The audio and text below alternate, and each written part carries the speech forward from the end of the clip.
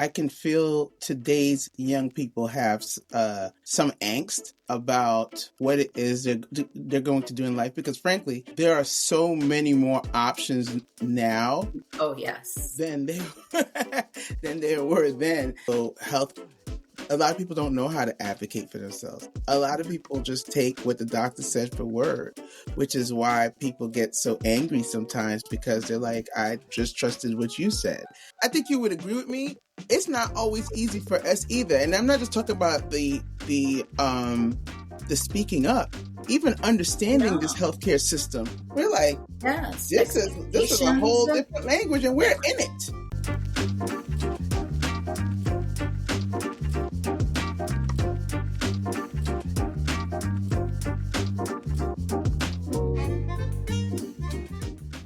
Hello, everyone. Welcome back.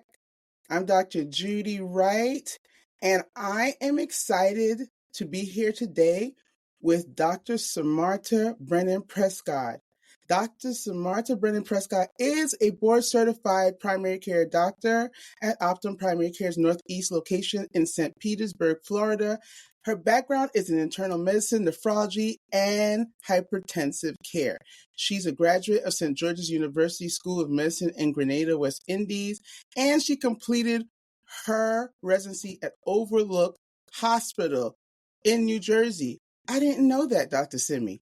She completed nephrology fellowship training at St. Louis University School of Medicine, and she's a motivational speaker to Failing to Success, multiple sclerosis activist, and elementary school activist for getting kids interested in healthcare early. Her passion is helping patients and parents with chronic disease, such as multiple sclerosis, navigate in their workspace and jobs to be effective communicators of their needs and advocate for living in their authenticity, but maintaining their privacy. She's been practicing medicine for 18 years, and she has the unique experience of being the trifecta, the doctor, the patient, and the caregiver to a child with a chronic medical condition in our healthcare system. Her book, The Parts We Don't Talk About, which we will be talking about, addresses biases during medical training from colleagues, racial inequality while seeking professional growth, pregnancy, and the treatment of doctors who themselves are living with chronic disease. I want you all to welcome Dr. Simarta Brennan Prescod. Thank you, Dr. Simi. How are you doing today? I am doing great. I'm just very appreciative to be able to be in your space and your audience space. We thank you, because I know we're going to learn a lot. Before we get started, thank you all for being here. Please like, comment, share, subscribe, share it with someone you know can benefit from this podcast episode. Okay. You have given me permission to call you Dr. Simi, and that's what I'm going to call you. Dr. Simi. Before we go on, is there anything that I missed out on that you wanted to add?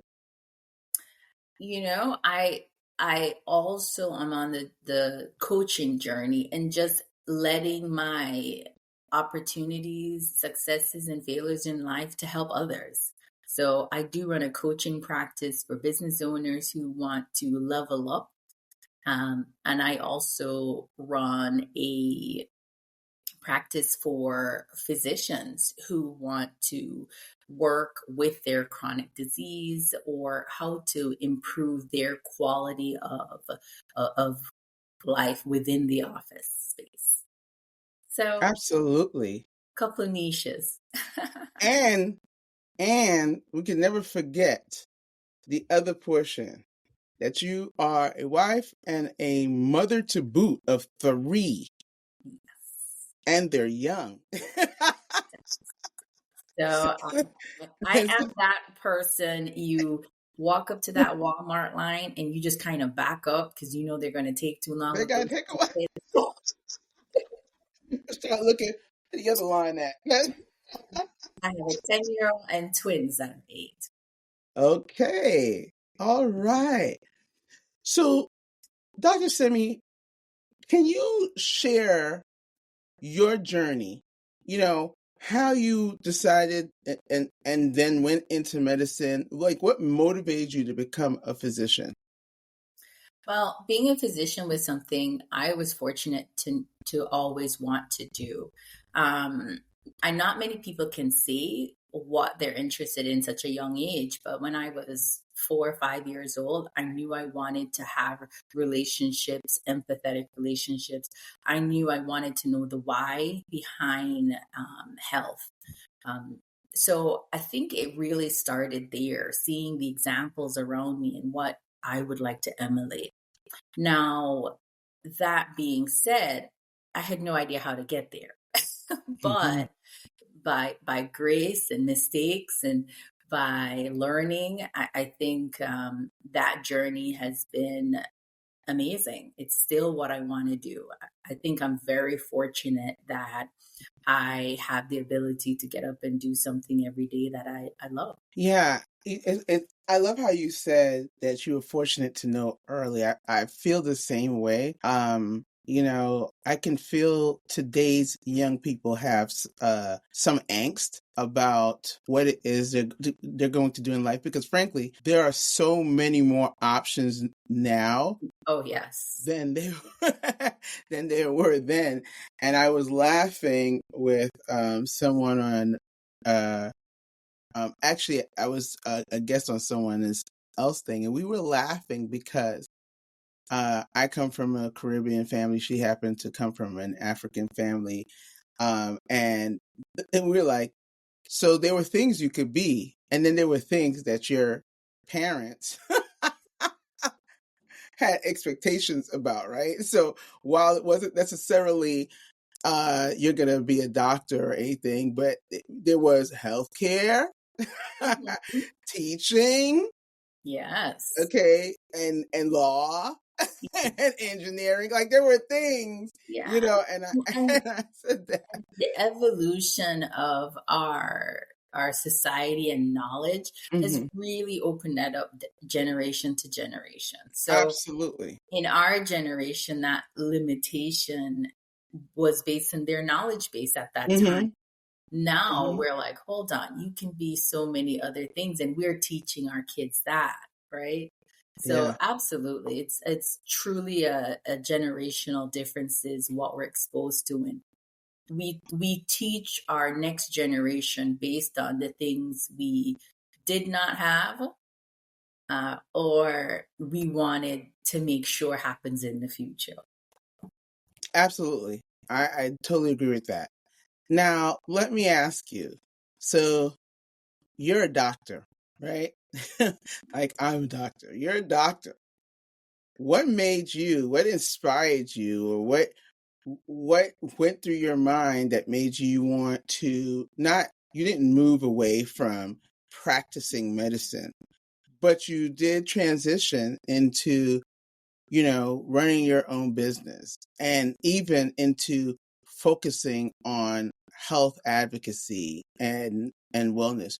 What inspired you to do that? So I think our experiences. I think when we experience and engage in new territory or deeper territory, we have to decide: are we going to learn? Are we going to evolve with that new knowledge? For example, I got ill. I was diagnosed in 2013 with multiple sclerosis, and for me, it was being on the other side of the table. I was already a practicing physician. I knew the medical, but what about the empathetic part? How do you be successful as a patient? And navigating that, I was like, wow, I have something to say. I have tips to give. Um, and I always say, my life has always been, if I've learned something, how can I make it easier for someone else to learn it too? And I think I've always been an advocate, and it's just one additional way I do advocacy. Then I was blessed to be a mom of a child with congenital heart disease. And my son's experience opened my eyes to another part of the table. So how do you be the parent supporting a child or an elderly in the healthcare system? So that's a whole different relationship that I've had to learn, experience, and take that and go, wow, I didn't know this and now I do. And how can I let someone else learn the similar things and make it be easier for them to assimilate? So I think with those three experiences, I said, what would I do? What would I do to serve? Because that's at the end of the day what my childhood dream was, to serve. So this is just another way in which I am fulfilling my path of service by educating people as a physician, educating patients how to be the best patient to get the best outcome for yourself, and how to be a patient advocate from child, from taking care of an elderly parent, or as a parent taking care of a child with chronic disease trying to navigate the healthcare system. There's so much similarity in what you're saying to my own experience. Like, it's just like wonderful listening to you, because I feel the same way. I've always been an advocate. And in 2020, two colleagues who happen to be nurses came to me, and I was home recovering from surgery and on medical leave. And they came to me and they said, we were thinking about doing a podcast. I said, that's nice. They were like, we were wondering if you'd do it with us. I was like, say what? Right? And from there, Queens on Call was born, and it was really born out of, we used to talk to each other even before that all the time about the things that we found ourselves having to do for our families. And not just, and it opened our eyes even more to have that so close, because we always came to the same conclusion. Our families have us. What is happening with everyone else? Yeah, Right? absolutely. And so health, a lot of people don't know how to advocate for themselves. A lot of people just take what the doctor said for word, which is why people get so angry sometimes, because they're like, I just trusted what you said. And, and I'm always like, please ask the questions. I'm not going to back away from the questions. If I don't know the answer, I'm going to say, I don't know. Let's find out together, So I think that that's so, wonderful that you could take from your own experience and say, I had to advocate for myself. And I had now this is my child. I'm always going to advocate for my child, but it's eye-opening to realize, when it's a child and it's the elderly, you automatically kind of say, right, we got to advocate for them. But there's a whole in between Yes. that still doesn't know, are still quite childlike when it comes to advocacy. And I think you would agree with me, it's not always easy for us either. And I'm not just talking about the speaking up, even understanding this healthcare system. We're like, yes, this is a whole different language, and we're in it. I tell patients all the time, one of the challenges we have is not just it's expectations, and it's not about telling a specialist what to do, but it's how do you engage in the conversation that you can be a part of the process. So it's so amazing to me how many people I talk to, and they didn't know they could ask questions, or they didn't know, this is not the appropriate place for this care. Your podiatrist isn't your brain doctor. So I really advocate for education and communication. And I think that's key in the healthcare system. And a lot of physicians need to also educate themselves. I talk to physicians all the time about, have you thought about when you sent a material to their home, if they're homeless, that doesn't work. So realizing that your care plan is affected by socioeconomic status, and they'll be blown away. I try to tackle all three, not just in my Yeah. practice, but when I meet people and they're looking for that advocacy piece. It's not just about the blame game. I tell people, okay, now we've gotten that inks out. Let's get to a plan. Mm-hmm. And that's what I'm about. I'm about structure, organization, and helping people execute their goals.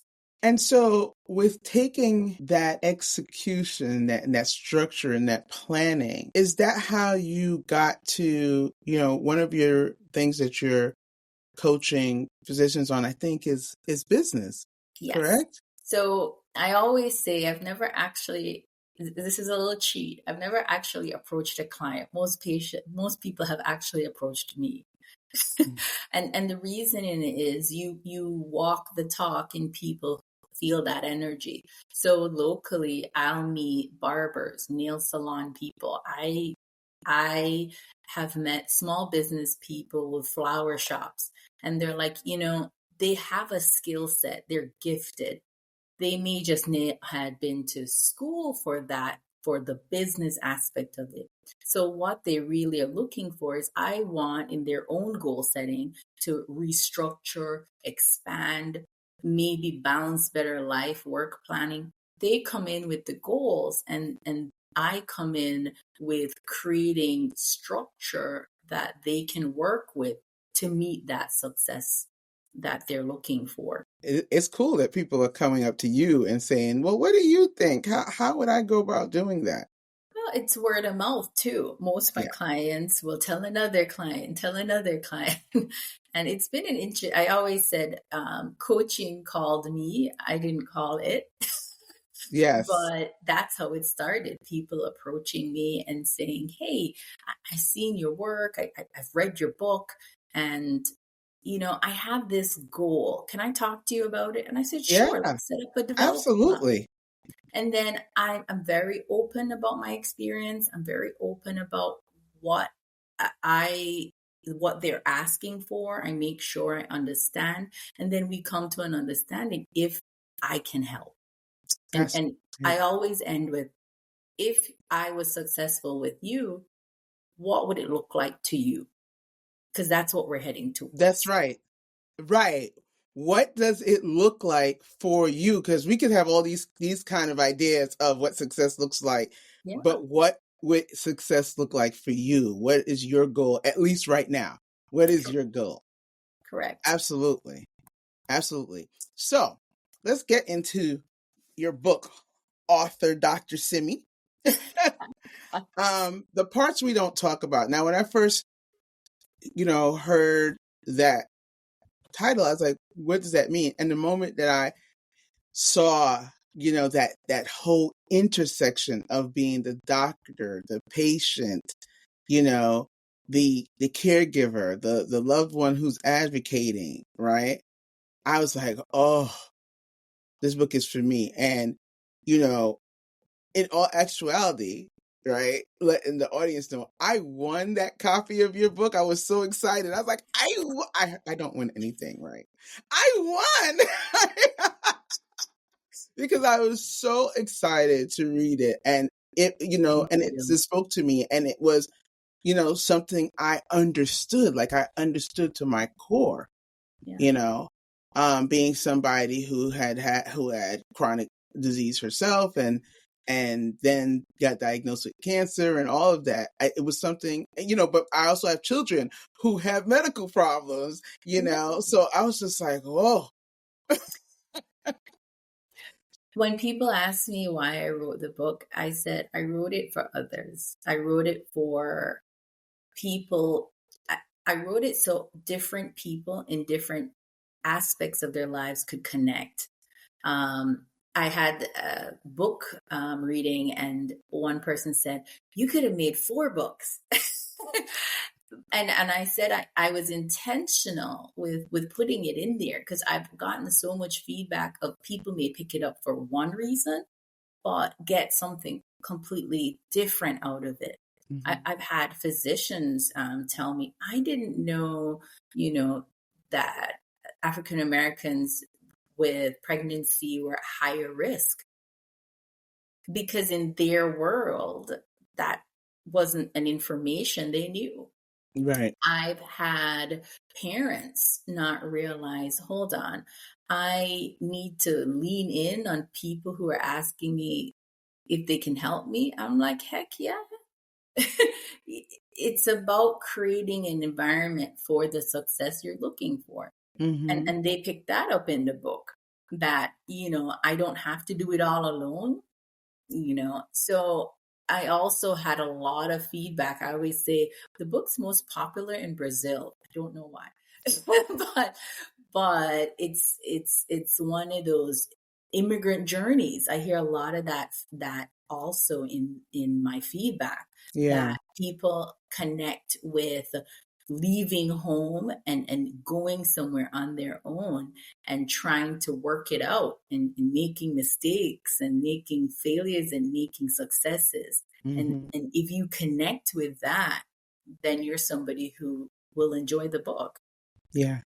Yeah. No, I can totally understand. And that's why I connected so much with it. Yeah. I was just like, oh, And because it's remember, not it's spoken not about. just you. Yeah. It's It's not spoken about as doctors, as patients. That's no. not often spoken about, right? Mm-mm. The doctor's a doctor and that's it. Yeah. You're the doctor, you're the care, you give care anyway, so caregiving for your child. Okay, so but speaking on a human level, all of the pieces, because we are taught to, and I tell people this all the time, in medical school, residency, we're taught to take care of others. We're not necessarily taught to take care of ourselves. And that is why, for me, empowering other medical professionals to prioritize their overall well-being is so important. Yeah. With how we have medical conditions too, we have mental conditions too, we have emotional stuff going on too. So to prioritize your well-being becomes very important, especially when you are trying to perform at the level that you can perform, but Correct. it's getting hurt because you're not taking care of yourself. Absolutely. And that's one thing I connect with you in your world, in your podcast. It's a lot of insight towards tips and tricks to be able to take care of yourself, whether it's mental health, physical health, spiritual health.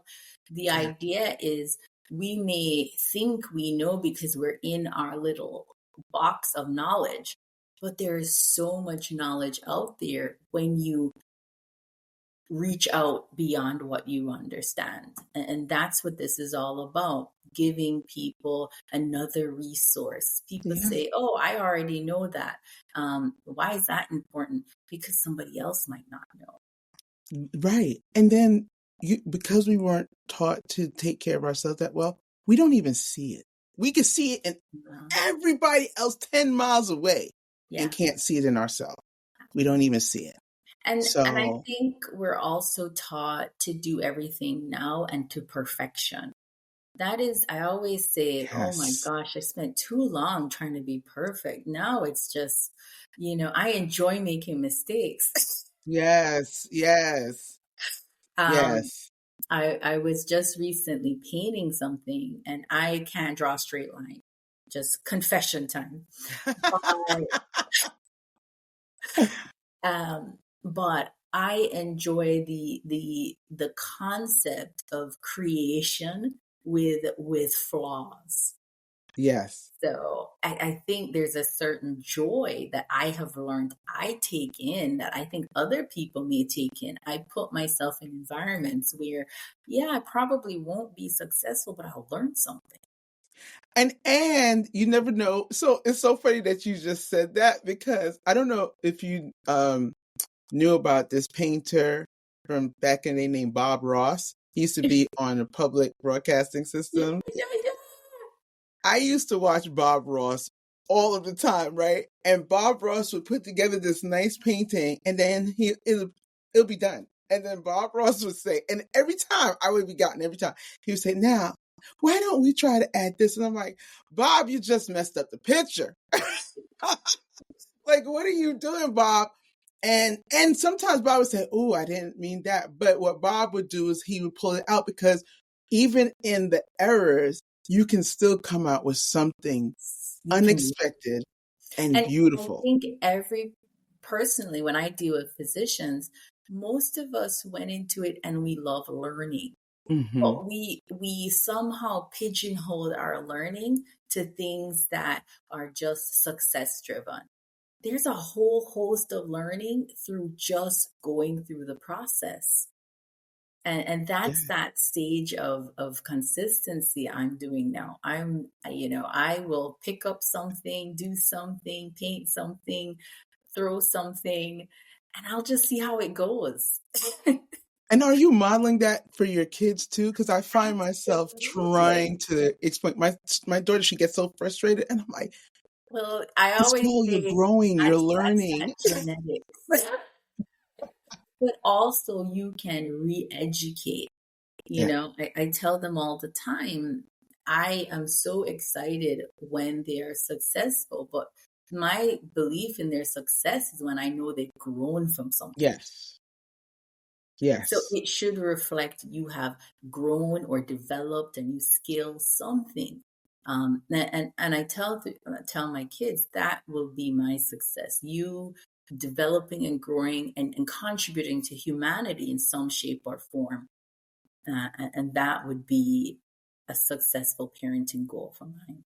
That's Yeah. wonderful. I think that's so important, because, like I said, there's so much out there, but the, we get decision fatigue too. And Yeah. there's so much out there. That's why you could go researching something and just get lost down the rabbit hole, Right. right?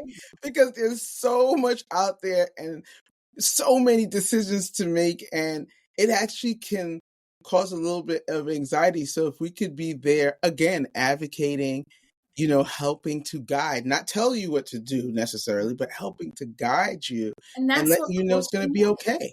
Yes. I think I give 5 key tips when it comes to coaching. A coach is there to help you get to your potential, enhance your imagination, enhance your proficiency and your leadership.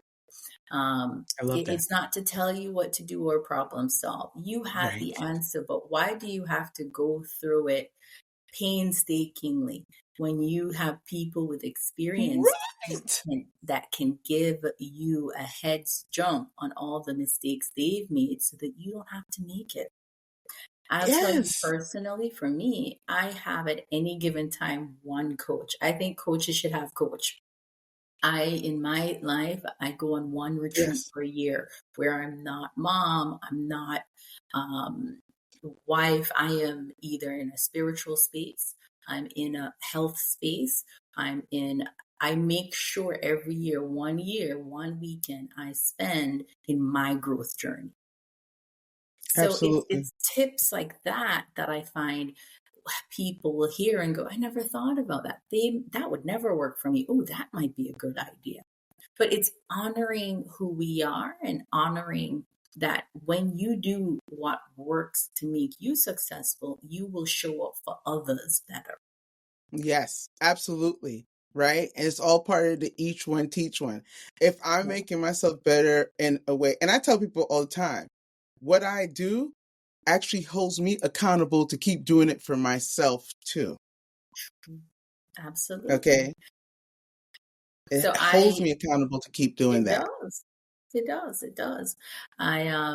People always say at noon you can see me walking around my parking lot at work. And it's because I'm telling them to exercise. I'm going to hold myself accountable too. And I'm going to go for that walk for that physical or that mental break. You're And not that's trying to be like mm, when we were training, and I would go through rotations. Like, I always use the example of the um, pulmonology rotation, and then walked out of the hospital and saw the pulmonologist smoking, when I know earlier today you were counseling people on why they shouldn't be smoking. And I was just like, okay, have a good day. But I was left confused, right? Um, But I get it. We don't always live the way we tell people to live, but I strive to do that. It's not about perfection, Mhm. right? So I love how you said that you make sure that you do something. You're on your growth journey all year round, but you make sure that at least once a year you're putting focus just on that, not being mom or wife or doctor so and so, or you're putting focus on being Simarta, and Yeah. Simarta is trying to grow. Yeah. And I'm putting focus on that. So I really love that. Um, okay, so in your book, you talk about the inequities in healthcare, right? And I think there's a lot of people who can identify with the inequities in healthcare, but I also think there's a lot of people that feel, well, you're a doctor, how much do you know about it? Because some people feel that the inequities are by the doctors themselves. Some people feel that the doctors don't experience the inequities, or don't see it because they're in it. So what type of inequities have you observed in the healthcare system? And especially when it's talking about, educating the patients or giving the patients care. Well, I think it's a societal issue, but we Mm-hmm. do also see it in healthcare Mm-hmm. inequities where we are judged by being female, we're judged by our race, we're judged by um, our marital status, we're Yeah. judged by our age. The point is, we bring things we can't change to the table, and then that becomes the forefront of what we're bringing to the table when it's really not. So that's what we're talking about. What the context I've seen is in plethora of my education, whether it was training. I remember trying to decide what specialty I wanted to go in and just being told that's not really for you. And, being told that's not usually what one looks like. I remember it's so funny. I remember one rotation, I'm having a moment. literally wearing a bow tie and spandex that I borrowed from a male colleague for the whole month, just to point out, oh, I'm real stubborn. This is what it looks like because it looks like this, even with the bow tie. Right? And it was considered a joke, but in reality, I consider that a part of the experience of inequity. Other times, I'm in an emergency room as a patient seeking help and wanting care and being put into a room and left there, not because you're a physician, but because you're a single female with a chronic disease in an emergency room, and you really your pain scale being not assessed but saying it's being assessed, or you're not getting the care scale that you should for that appropriateness. And mind you, the only reason I know that is because I'm a physician as well. But I have a tendency to not say that. When I'm a patient, I'm a patient. I am here to seek help.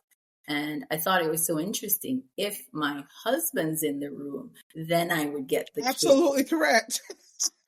I do it all the time. Like if it's my parents, my children, my husband. But when it's me, because I don't want you to treat me like, oh, you already know that. No, no, no. In this moment, I'm a patient and I'm sick, and I don't want to dig deep into my brain. I need you to Yeah. explain to me what is going on. It's And a part of the advocacy, right? yes, Yeah. So I always tell people when you're going to some visits, it's always better to have four ears. For years, when I went to my pediatrician visits, both me and my husband would go. Even though technically I'm the doctor, I would always say, "Hey, you got to explain it so both of us understand." and you let people honor what they do for you. So that's a part of the patient advocacy and inequalities I've seen. Um, as a parent of a child with congenital heart disease, I had to learn to come prepared for appointments and really tack down, because a lot of the care when it comes to the kids were in tertiary institutions. And as you know, through being the physician side, that's a lot of people. Like 15 people can entourage in a room, and that can Mm-hmm. be overwhelming as a Mm-hmm. mom or a dad. So now you want to keep your notes, you want to keep a file. You are your child's advocate. Every child I have has a folder, and we put it into the folder who you are. And I tell people you can do it respectfully. You can say, "Hi, thank you guys for your help. Who are you and what do you do for me? How do you serve me?" And just, are you a gastroenterologist? Are you a stomach doctor, a pediatrician, internist? Oh, I can't spell that. Can you write that down for me? That's advocacy. Yeah. It's not being impolite. It's just understanding all of the people that play a role in your health. And I think that's very appropriate for people to ask. Don't allow people to, I always say, drive by your room, the doctor who's hanging on the door handle. No, you want to slow things down because it's your time to gain the information that you need to be able to make an informed decision. I love how you said that because I think people get intimidated. Like with lawyer speak, people will often call it legalese. I think Yeah. people get very intimidated by a lot of the words that they hear said, and then they feel like the doctors or the whole team have a lot to do. They don't want to stop them, or I don't even know what to ask. And you saying, even stopping to say, who are you and what do you do? Can I get spell your name? Or even the simple, what did you say they had? Can you spell that out? Because you can look that up later or have somebody else, if the child is in the hospital or your loved one's in the hospital, you can go to their primary care physician. If that primary care physician is not taking care of them in the hospital, said, they said this, what does that mean? Yeah. Yeah. Right? Yeah. And have that person explain to you, but you have the right to stop them and slow them down. And I love how you said you have the right to stop them, slow them down, and get clarification. Yeah. And it doesn't have to look like contention. I think that's the mistake a lot of people think. No, it's literally you come, and as a patient, I advocate, like for every patient I have, I give them what I call the physician, the patient cheat sheet. And what I do is before they leave my office, I say, the next time you come, have this filled out. What about my medication?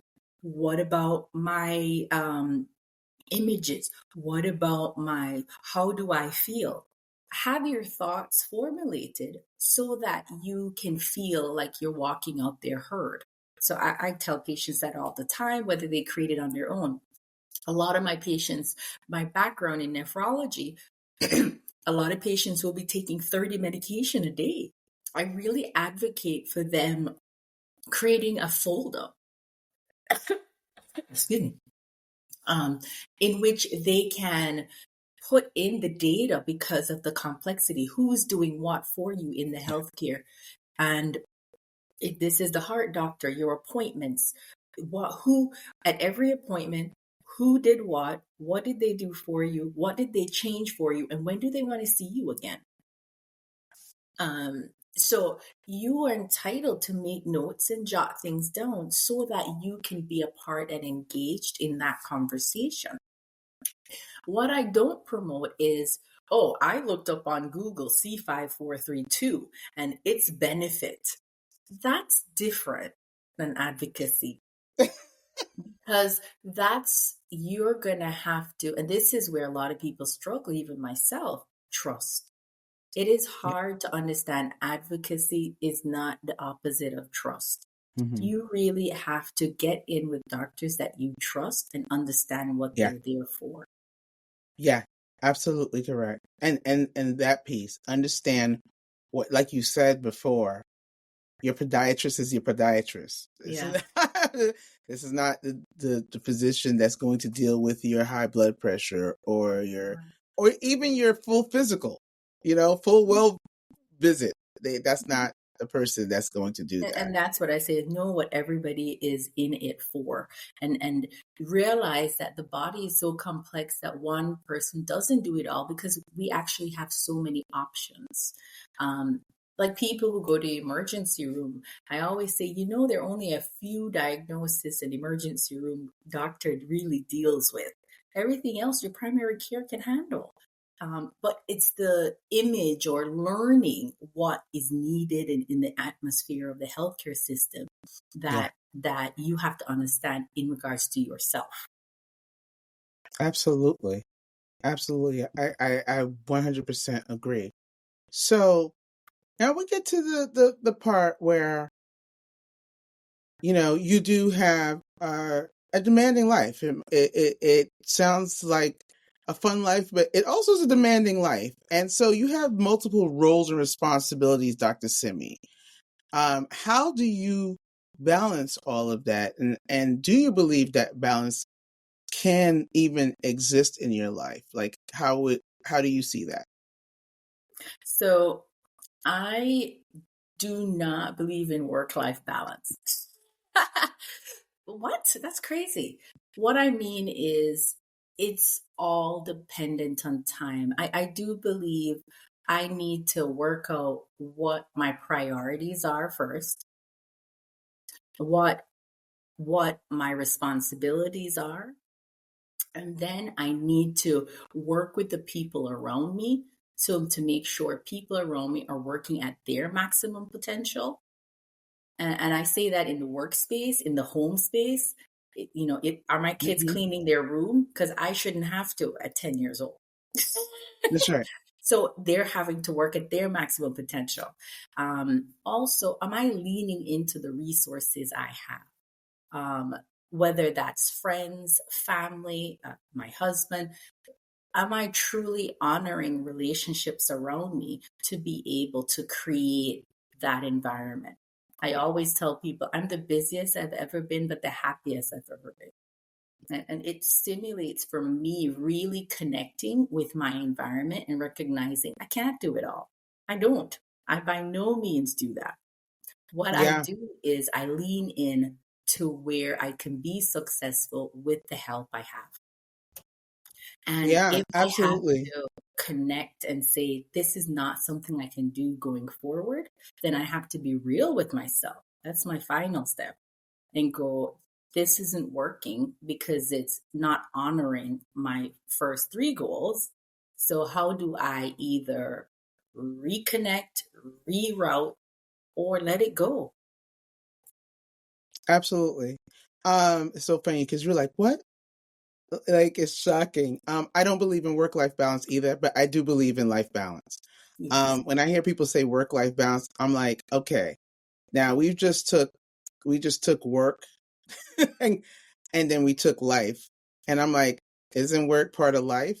All right. Yeah. And so what we do is that we give all of this weight Mm. to work, where I think it's all part of the pie and it doesn't have to have equal weight, and and that weight can shift whatever the shift needs to be so that you can be rebalanced. It changes throughout your lifetime, and like you said, and it may change throughout your month, because you need to shift so that you can rebalance yourself. If that means something now needs to be let go of, because I think we hold on to a lot of stuff that just causes us busy work and Yes. cause and sometimes you need to sit down and figure that out. And does that need to be done? Okay, sure, it needs to be done. Does it need to be done by me though? Right. No, Right. And true. then It's there's a part of hard. the ones that don't need to be done, like certain clothes in our closet. It's time for it to go. Just go, period. We Yeah. don't need to assign it to somebody else. We don't need to do it. Just go. So true. And I think, and so that's why I would say, for me, I know a lot of people don't. I believe in balance, but I don't believe in work-life balance, because that just the term of work-life balance and even work-life integration, it just gives too much weight to Yeah. work, as if here's all of this for work, and then here's all of this for my family, my friends, my hobbies, my passions, my my financial part gets the same amount of space that work just got. Right? It doesn't make sense, you know. So totally understand what you're saying there. And so what role and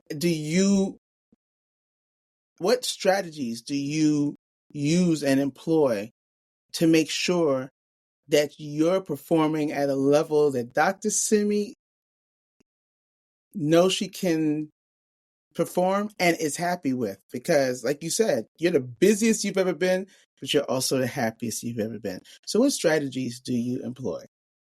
So the key to my balance is lack of expectation of perfection. And no, and so we come back to that, and I love it. Like full circle, you're like, no, I stopped that. I stopped it.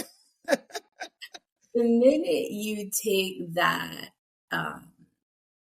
belief system away, you can now actually do better at really connecting with what you need to get done and what you Yeah. don't need to get done. I always say, think of it like an emergency room triage. And you have to realize there is emergent, urgent, and next available. So you have to be able to recognize decision making in your life. The other thing, so that's one, understanding what level of importance, lack of looking for perfection. The third thing is using resources. I am huge on this. Stop trying to sit there and remember every thing you're supposed to do. Get a calendar, get a family calendar. That is key, so that Oh my God, everybody, you are that is not key. getting up and telling everybody what to do. So resources, whether it's electronic, whether it's people, set up your environment that the resources you have are also meeting its maximum potential. And that's what a good leader is, in the sense of you understand the big concepts of what individuals need to do. So you're right. I'm a list person. Call me out on it. I will work through others having a list, and I will take the time so that, like my kids, okay, every morning you have to put your clothes on. That's already set up from the week before. They put out their clothes for a whole week. They know they have a list. They can put their shoes and socks on, brush their teeth, get to breakfast. These are you meeting your maximum potential in the morning so that mommy can go get ready. Yeah. It's other things, even in your workspace. If I focus a lot on education or surround myself with people who also have similar goals when they're at work, then I can teach you, honey, about the medical part. So I make sure the staff around me understands my vision, my goal setting. And when that does not exist, I have had to learn to let go. Mm-hmm. I have had to learn, when you don't share the same vision with someone, the big picture, you have to be able to identify that quickly and be able to rectify that. And that means either you're going to set up a space to improve that vision goal so that you work together, or you may have to part ways. Yeah. So that's my method. The other thing is, I tell people I don't have it all together all the time. So I am very verbal, going, yeah, I forgot this. And I always forget this. Can anybody remind me? I'm honest and open about Yes. limitations. And they'll go, okay, we'll write a note here because, and they will problem solve with you to be able to meet your maximum potential.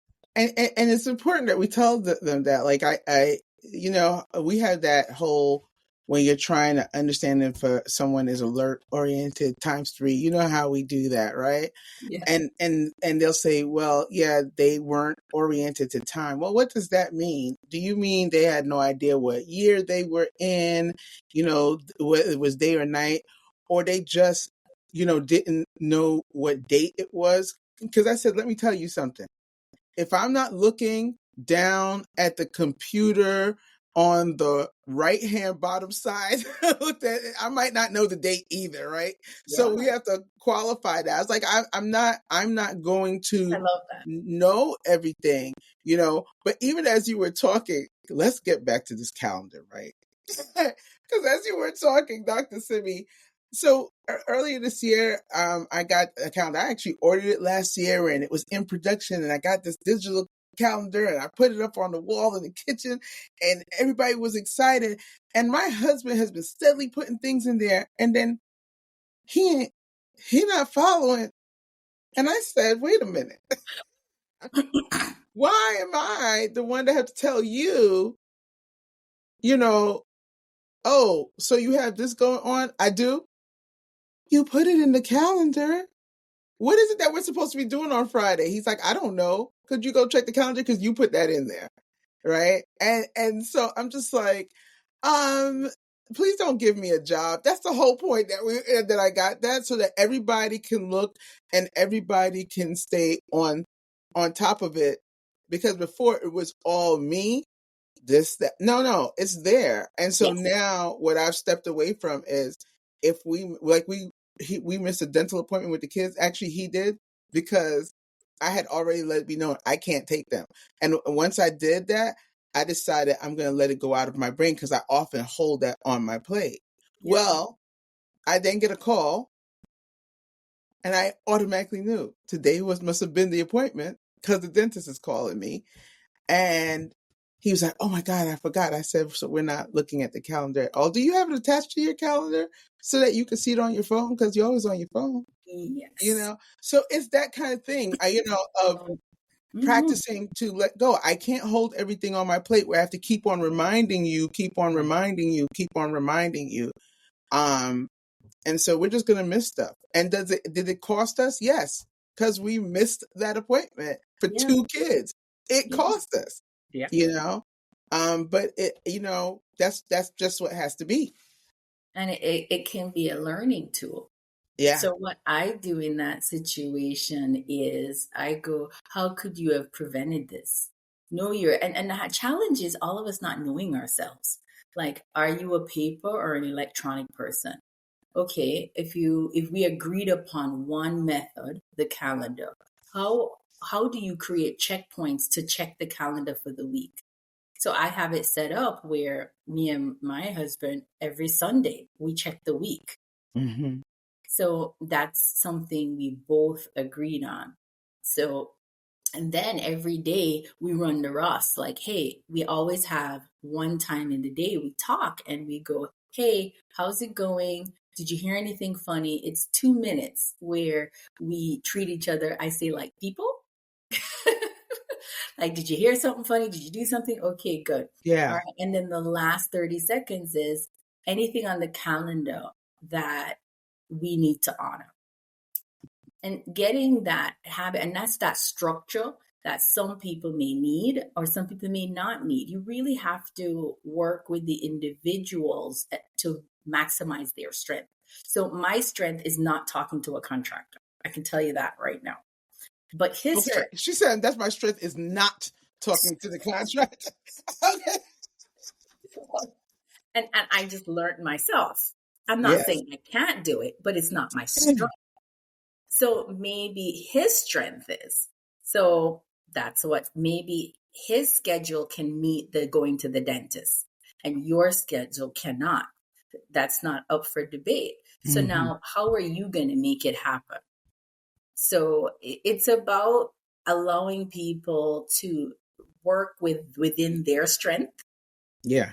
You have the time on your calendar, and then when they don't honor their own calendar, it's not about blame, but it's more, what do you think you could have done different Right. to be successful the To next be time. successful. And it won't include Dr. Judy. I can tell you that. Right.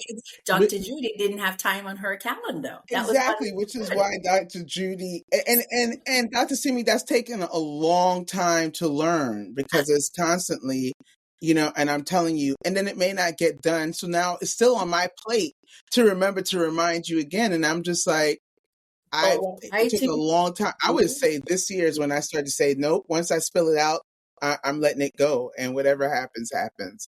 yeah. And that's hard for us, right? Very, Very. very. We get caught up in it even more than the person who didn't. But that's a part of the growth. Yeah. We have to work on it. And so does everyone else. We have to work on our strengths and our weaknesses. And half of it is learning ourselves.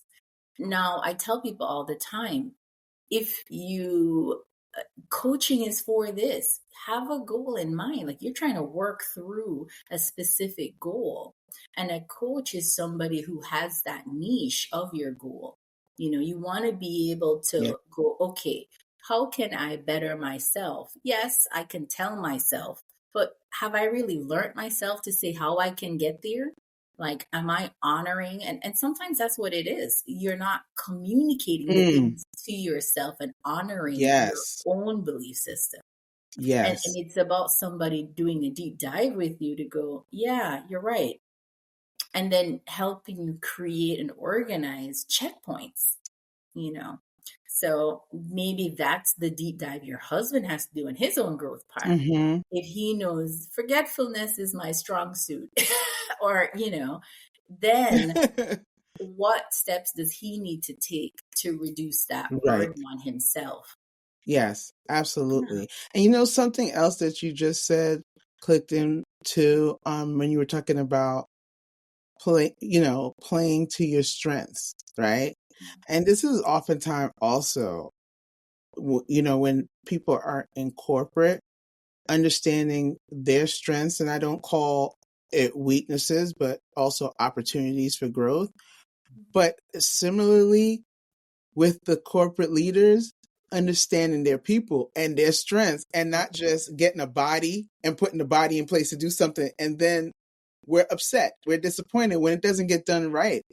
Everybody has the ability to be a leader in the home. This may be what you lead. This may be what you lead. And in the workplace, this may be what you lead. You can lead this project because we realize you have this strength. Really playing to people's strengths really takes the stress down It a does. lot. Takes the stress down a lot. Absolutely. Yeah. Absolutely. Yeah.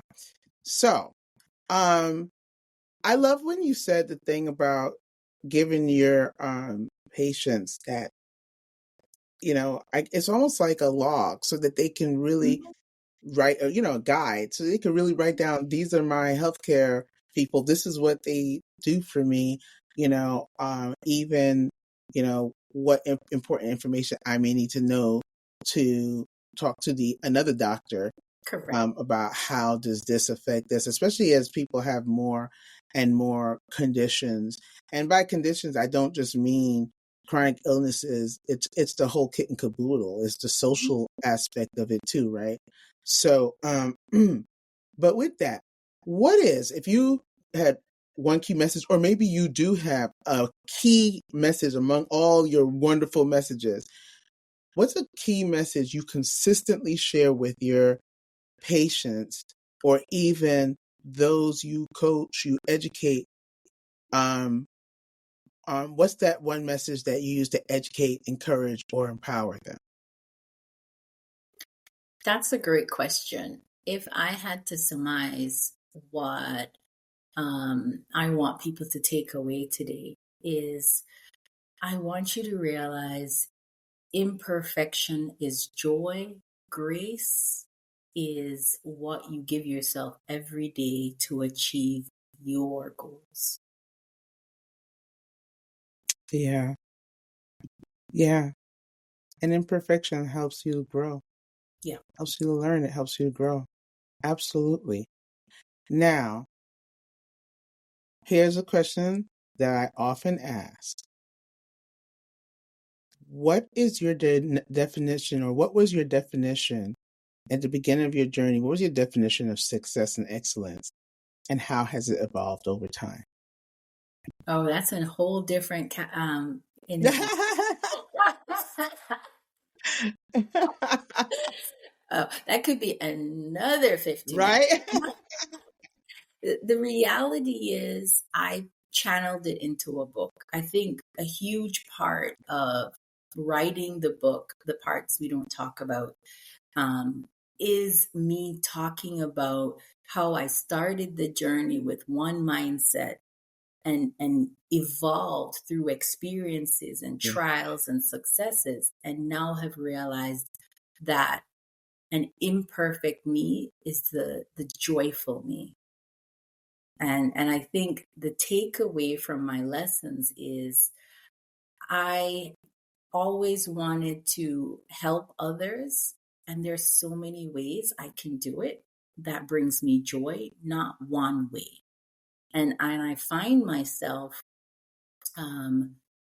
that's where I'm at now in life, that I have learned that I enjoy seeing patients in 4 room walls, and I enjoy seeing clients achieve their goals. I get such a kick out of other people's success, and that can be on so many levels. So that now has evolved me to be able to have so many different types of relationships with people in general.